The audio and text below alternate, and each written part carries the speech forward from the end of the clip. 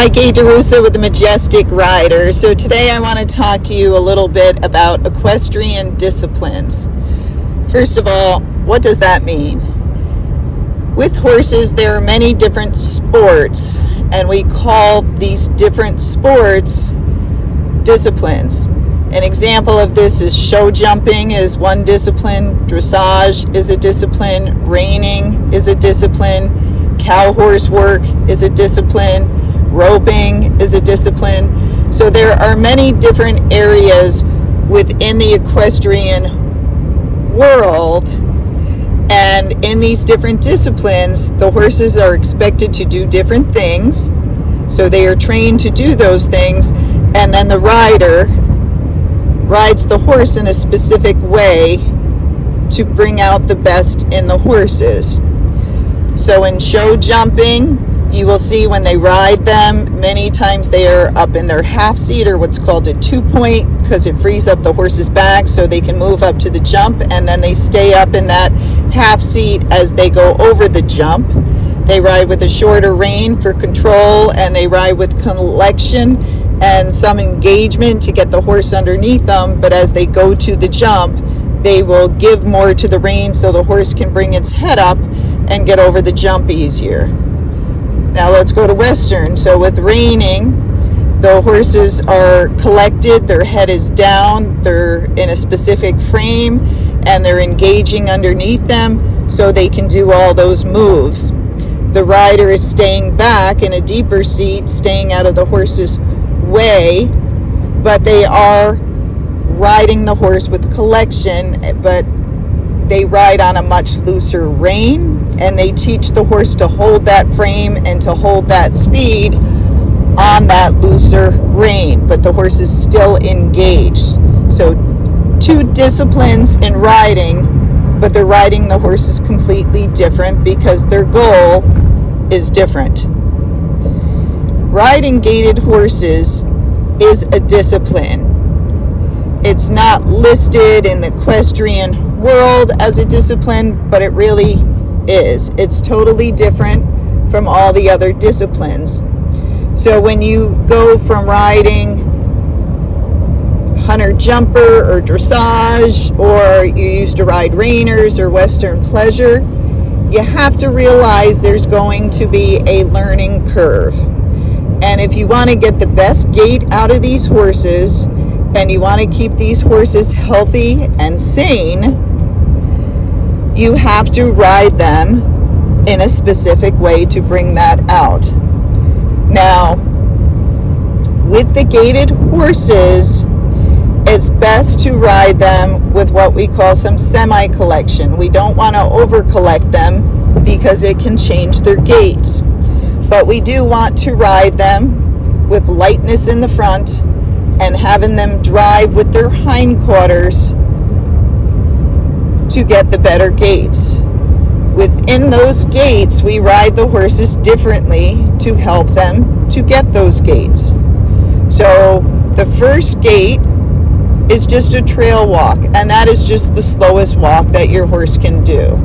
And if you've been on any horse and you're just walking around relaxed on the trail, they're not really moving out and they're going quite slow, that's your trail walk. Then your first gait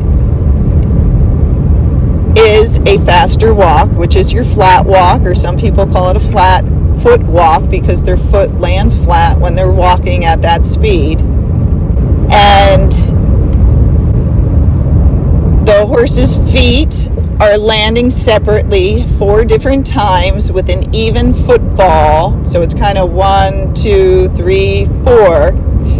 And by doing that, it keeps at least 1 or more feet on the ground, which helps the horse stay smooth. This would be similar to an extended walk in a regular trotting horse. So that's going to be your first gait. Now you're trying to ride it in the correct frame and in the correct speed to get that gait. So you're going to engage the horse by driving with your leg and your seat if needed to, and then you're catching the energy with your hands and then using your half halts to keep that horse in the same speed. So you are riding the horse to keep them going at that same speed. In time, if the horse is trained correctly, once you put them up to that speed, they will know to stay in the same speed. Okay. Now in your second gait, or what we call an intermediate gait, depending on the breed of your horse or depending on what gait you want them to do, it could be your foxtrot, it could be your running walk, or it could be a saddle gait. In the different breeds, they can have different names for these gaits, but that's basically what most of them are. So if you're riding a horse and you're doing a running walk and you have a flat walk, if you've trained it well and conditioned it, all you have to do is just go faster and it should stay in the same footfall but move up in speed. You keep the horse with a more neutral neck and back so they're more relaxed, and then they can drive and reach underneath themselves. If you're riding for a foxtrot, many times you have to round the horse up more, bring its head down, round its back, and it has to go with some engagement to go into that diagonal gait of the foxtrot. Now again, it can change a little bit if your horse is pacey or trotty. The same with the running walk. You might have to have its head higher or lower, more tension in its back, or more relaxation, or more engagement or less engagement, depending what would help your horse the most. The saddle gait doesn't have as much engagement, and it has more tension around the horse's spine, and it therefore is inverted more to get those legs to be a little bit more lateral. Now again, each horse is different, so some can do it in a more relaxed frame, but some can, and they have to have that tension in order to do that gait. The hardest part is when you're coming from these other disciplines and we're used to riding with the horse with their head down or with more engagement, or you're used to riding on a looser rein and the horse holding its frame, and then switching to the gaited discipline, you have to learn that these horses don't go as well like that. And depending on the breed, especially the walking horse, that can be a little bit more heavier on its forehand.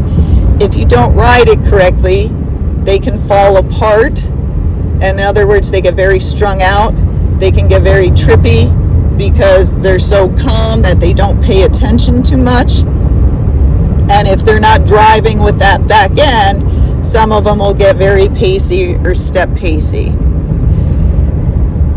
It's the same. Now say what we're talking about Rockies. There's many Rockies that are very trotty. So if you ride them with their head down and more engagement, and you're trying to get them to drive with their back end more, they'll go more towards a foxtrot than a saddle gait.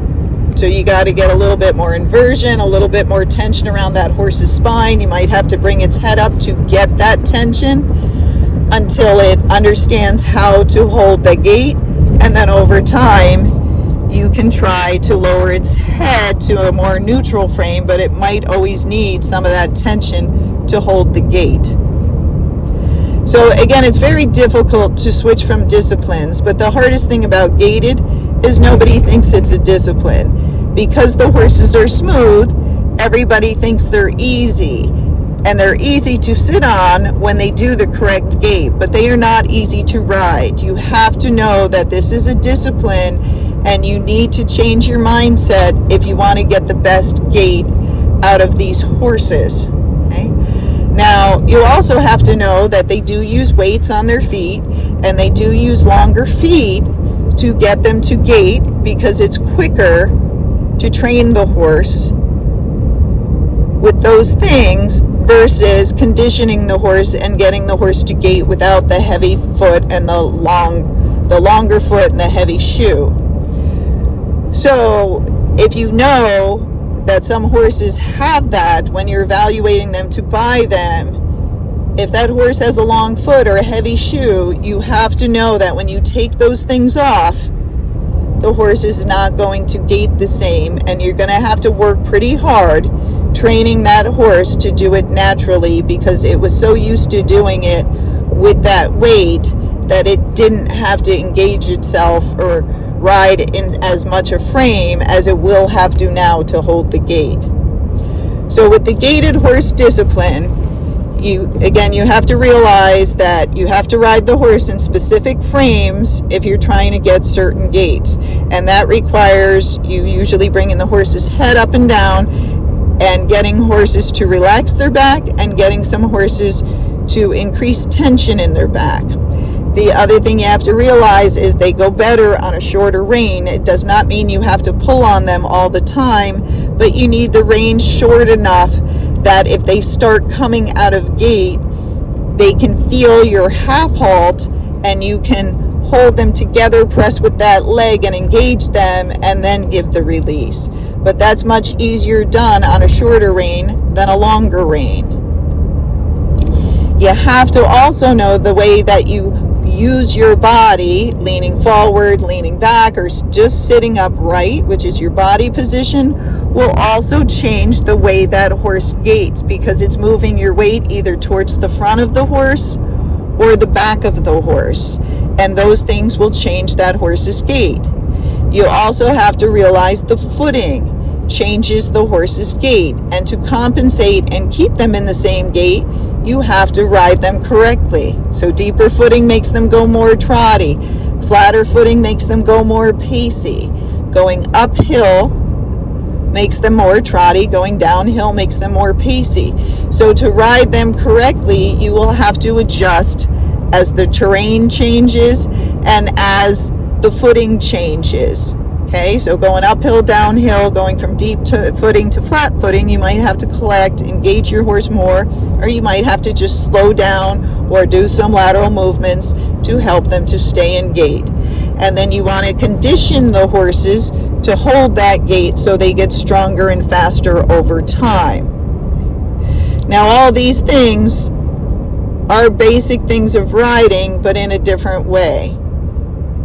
The biggest mistakes I see is people framing them up too much, and then the horse starts getting too trotty, or they're riding the horse too inverted and it's a pacey horse, and so the horse just keeps pacing or step pacing.